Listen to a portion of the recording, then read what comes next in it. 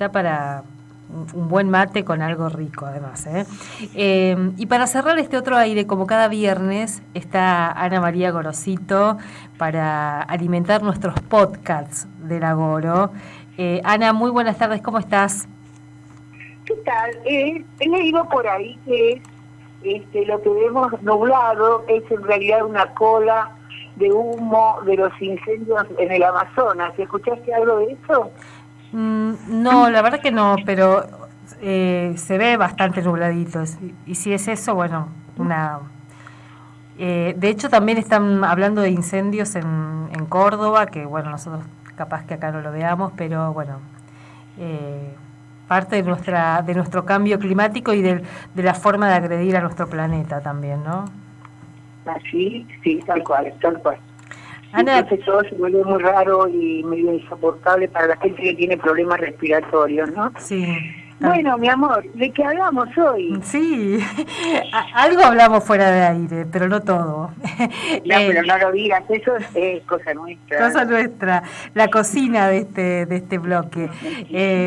Ahora, no, decíamos un poco porque estuvimos en estos días, ya que venimos trabajando y visibilizando los procesos de criminalización de mujeres. Bueno, veníamos ayer charlando un poco de la causa Miriam Bogado y decíamos lo que también nos interpela de esa causa, que es una jovencita guaraní que estuvo detenida y que está procesada, acusada de la muerte de su pequeña hija, y decíamos repensar un poco también la intervención de nuestras instituciones en los distintos conflictos, en este caso en conflictos y en causas en las que están involucradas comunidades. Un poco por ahí me parece, ¿no? Bueno, sí, aunque el caso de Miriam Bogado pone en juego el comportamiento de varias instituciones, no solo la judicial. Y pareciera que, como en el conjunto de la población, sea guaraní o no, pero que está en condiciones de vulnerabilidad, parece que el fatal destino de sus infortunios es en algún momento la intervención policial y judicialización de su situación, con muy poca atención a los contextos donde eventualmente estas situaciones problemáticas se producen, se generan. Así que en el caso de Miriam Bogado, yo destacaría de ella una muchacha, digamos, que se esforzó realmente a lo largo de su corta vida, porque en el momento en que es incriminada, tiene apenas 18 años. En el lapso de esa corta vida, ella ya ha tenido un tercer parto, fíjense. Creo que el primero de esos partos es con 15 años. Sí. Es muy niñita, ese bebé no prospera, pero como no hay, y aquí aparece la institución, ¿ves? Dos, por lo menos, instituciones, salud pública y asuntos guaraníes, no hay registros de qué pasó, cómo fue ese parto, dónde se produjo, cómo nació ese bebé y cómo finalmente ese bebé falleció. No hay nada, no existe. Desde el punto de vista de los registros, lo que quiere decir que en ese caso hubo una ausencia institucional. Después de eso tiene otro bebé, un nene que creo recordar se llama Julián, que bueno, por suerte, digamos, una criatura sana, que también después, si queda tiempo, fueron violados sus derechos de menor.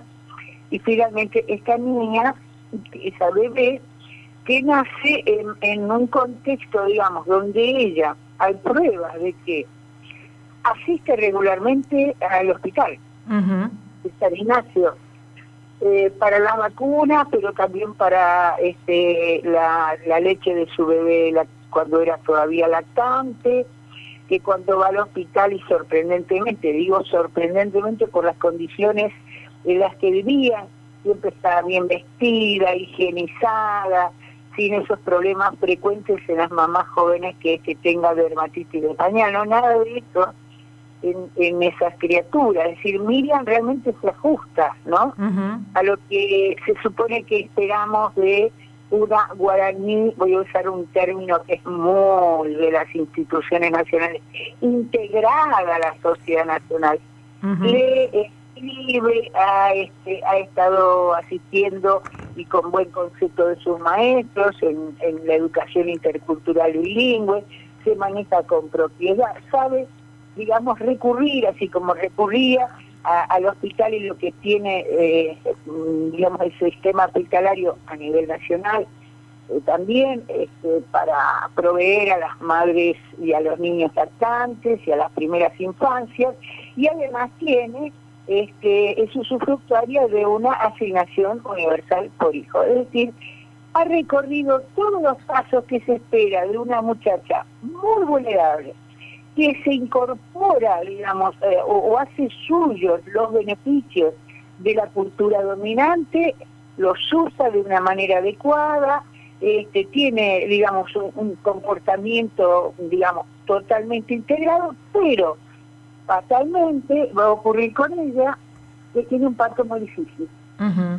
Y aquí empieza a jugar, digamos, otra vez, salud pública y asuntos guaraníes, porque ese parto difícil no podía en ese momento ser tramitado como ningún parto en San Ignacio y es trasladada al Hospital Madariaga. Bueno, y allí la criatura nace ya con una falta de oxigenización, nace virtualmente muerta, es decir,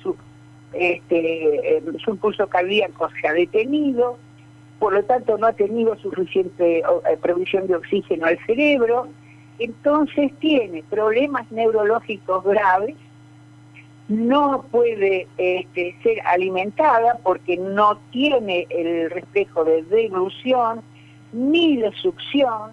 Uh-huh. Así que con el pasar de los días, cuando la criatura sale, digamos, del estado crítico en el que estaba, es decir, cercana al fallecimiento, al óbito, en ese proceso la muchacha, la parturienta, tiene tremendo dolor de vientre, pero nadie se ocupa de la parturienta, no hay registro de atención a la mamá. Uh-huh. Todo está abocado a la bebé. Entonces se le enseña a los papás, el papá también es muy joven, los dos tienen 18 años, sí, a practicarle sonda nasoesofágica, ¿sí?, para que pueda ser alimentado el bebé. Si uno va siguiendo la historia clínica de la bebé, descubre que hay un momento en que le dan el alta, aunque hay todavía un informe de un neurólogo que dice que pide más estudios acerca del comportamiento cerebral, que tiene convulsiones, fíjate vos, estado uh-huh. convulsivo, aquí evidentemente, y que sigue con esa dependencia de la alimentación gástrica. Uh-huh. Y de esa manera le dan el alta. Esto habría que ver si luego cuando se haga el juicio oral uh-huh. Se define, si le dan el alta porque el hospital entiende que ya no tiene más nada que hacer, ¿sí? Claro. Pero evidentemente le dan el alta cuando la criatura clínicamente no está en condiciones de sobrevivir fuera de la atención hospitalaria constante según reza en su ficha clínica. Y en esas condiciones, ¿a dónde van a vivir? A ese miserable ranchito sin agua potable, sin condiciones de higiene, es decir, ninguna posibilidad de alimentar y tratar adecuadamente a una bebé que requiere ese tipo de tratamiento para mantenerse en vida, si es que su situación cerebral puede ser concebida, y aquí no estoy hablando de los grupos pro vida, sino uh-huh. simplemente pediría un diagnóstico médico concreto y acertado sobre la cuestión, sin cuestiones morales en el medio, si esa criatura era realmente viable en esas específicas condiciones y con total ausencia de la cobertura del hospital de San Ignacio, que quedaba ahí, digamos, a unos, qué sé yo, 10 cuadras, 10 cuadras, uh-huh. una distancia bastante cercana. Ahí aparece la tremenda indefensión. Entonces, cuando la bebé finalmente muere, ¿qué aparece? Rápidamente el personal policial, que inmediatamente, sobre la base de testimonios orales que son bastante ambiguos, decide en ese preciso instante esposar a la muchacha, traerla, llevarla presa, primero a San Ignacio, después a Posadas, y en realidad era la pareja la que estaba a cargo del bebé. El varón desaparece. que bueno, no se sabe bien a dónde va, bueno, a Concepción de la Sierra, que aparentemente tenía parientes ahí. Es decir, aquí además, sobre toda esta serie de falencias, operó una perspectiva totalmente inclinada a victimizar a la madre. Cuando hay un problema en la familia de esta índole o de cualquier otra, supongamos, voy a mencionar otro caso muy sonado, ¿no? En la justicia misionera, hay menor de edad abusada, el responsable no es del círculo familiar, no es el padre ausente o presente, inmediatamente el responsable es la madre. Es decir, un hábito, ¿no es cierto?, una especie de tendencia ideológica muy enraizada en las instituciones acerca de que en la crianza de los niños y las niñas, la primera responsable, cualquiera sea su condición, es la madre. Y entonces a esta muchacha, Miriam Bogado, de la que no hay nada más que buenas cosas para decir, le cayó este sallo y, como me habías dicho hoy en privado, está por entrar ya a jugadora. Ana, pensaba un poco ahí porque si vamos como relevando algunas causas que seguimos un poco más de cerca, pero después vamos viendo la cantidad de mujeres que están siendo prisionizadas en nuestra provincia y también en la región. Hoy compartíamos información con un equipo de investigación y una red de derechos humanos de Corrientes que también un poco tienen la misma descripción de cómo avanza el proceso de criminalización de mujeres en la región, y decían, hay como una operación de intentar exculpar al Estado, correr la responsabilidad que tiene el Estado para garantizar derechos e ir por quienes son más vulnerables ahí, ¿no? O sea, Miriam tenía que garantizar la sobrevida de esa niña a costa de lo que sea. No lo pudo hacer, entonces la criminalizan.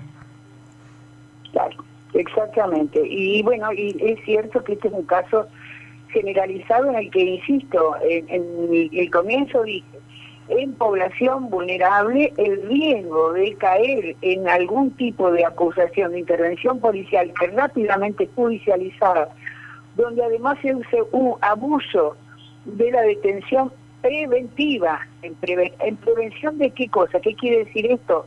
No sé si sos culpable, pero por las dudas, mientras no demuestres tu inocencia, marches preso. Es un poco te das cuenta que es inquisitorial. Esto es un criterio que ya ni siquiera decir que es premoderno, te diría es medieval en su concepción. Por las dudas te meto preso y después veremos si sos o no culpable. El dolor, el trauma que esto produce en la persona detenida en estas circunstancias, en prisión preventiva, y de todo su entorno familiar, la ruptura en su biografía, en sus posibilidades, sus intereses, su desarrollo histórico continuado, cualquiera sea esa ruptura no la paga nadie. Es un dolor que inflige el Estado, donde las personas van presas, vuelvo a insistir en la idea, por las dudas, por las dudas.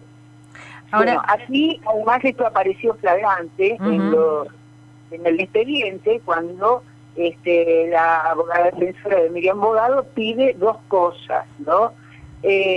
Pide por un lado que tenga prisión domiciliaria porque el niño tiene que estar con su mamá conforme a los derechos del niño, y el niño no tiene por qué estar encarcelado. Bueno, esto ni siquiera se le presta atención en el juzgado a que es un derecho reconocido universalmente y también en la Constitución argentina. Y la segunda cosa que pide, y aquí atención al argumento, pide la liberación, la prisión domiciliaria hasta tanto se continúan, digamos, con las actuaciones judiciales, periciales y demás, y la Secretaría del Juzgado aconseja al juez que no la libere porque siendo guaraní puede llegar a desaparecer, fugarse, mudarse a otro país.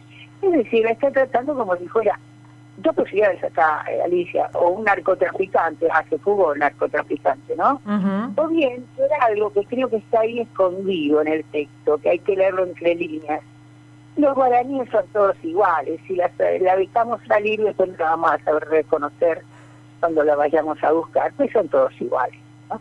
Claro. Esta mirada despreciativa, racista, que es típica también de las instituciones, porque las personas que están dentro de las instituciones, sobre todo estas que pueden disponer de la libertad y la vida de las personas, tienen el poder arbitrario muy incorporado, y por lo tanto se sienten en el derecho, digamos, de disponer libremente de la vida de otras personas.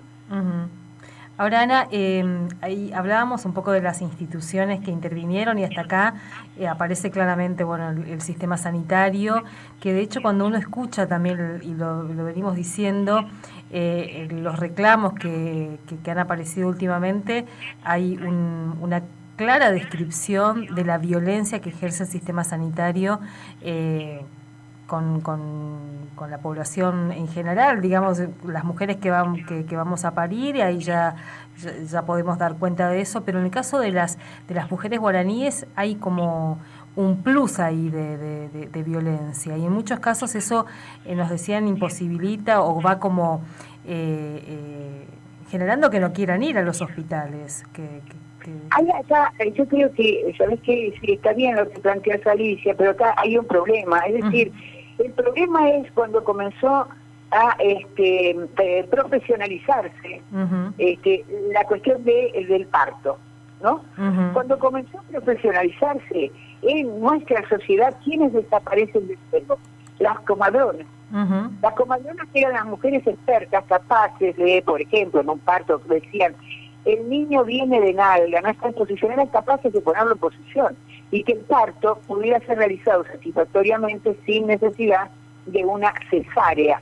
Los datos estadísticos sobre la cantidad de cesáreas, sobre todo cuando se avanza en la clase social de las mujeres parturientas, son muy reveladores, no solamente en Argentina, sino en Occidente. Es decir, aumentan los partos por cesárea, que es una manera de organizar cronológicamente, digamos, o lo que sería el trabajo fordista, la organización fordista del parto, ¿no? Pero ocurrió también en las otras poblaciones, las poblaciones originarias, el hecho de que están, y este es muy claro para mí el caso Miriam Bogado, es una muchacha que está entre dos mundos, está entre los mundos, entonces en parte en el mundo blanco, pero que no la acepta del todo, y en parte en el mundo guaraní, donde esas prácticas ya pocos las tienen, se han perdido, ¿no? Quiero recordar acá el caso del niño Julián, que nace como esta bebé, ¿no?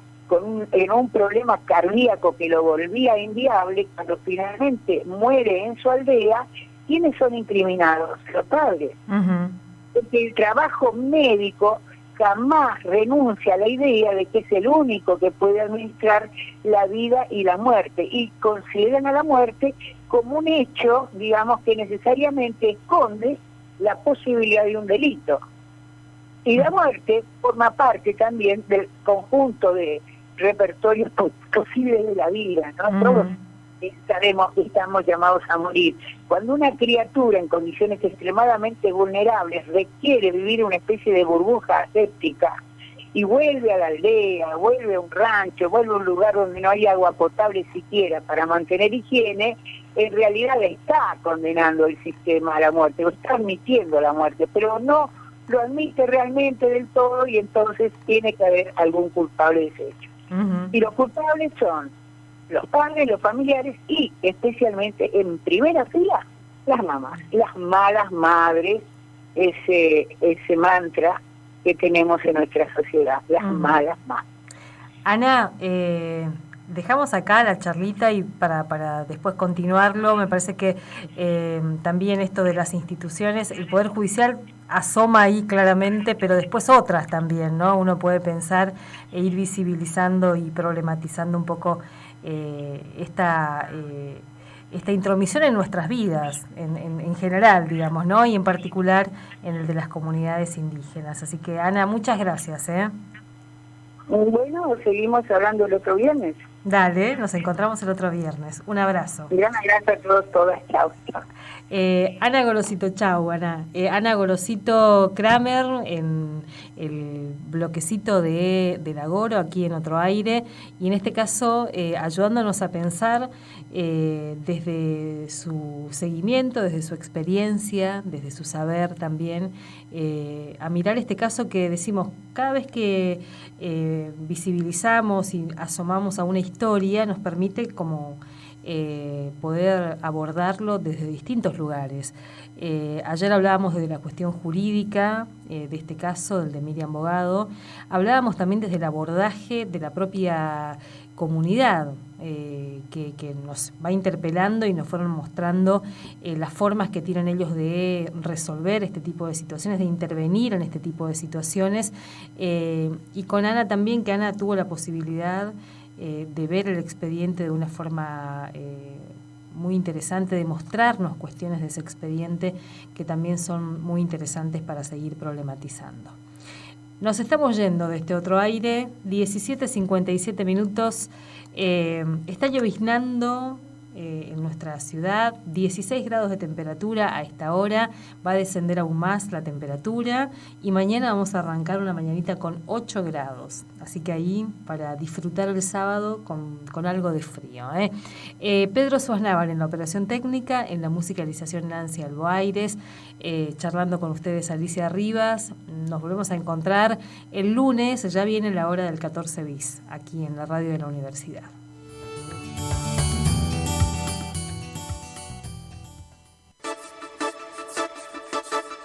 FM Universidad 98.7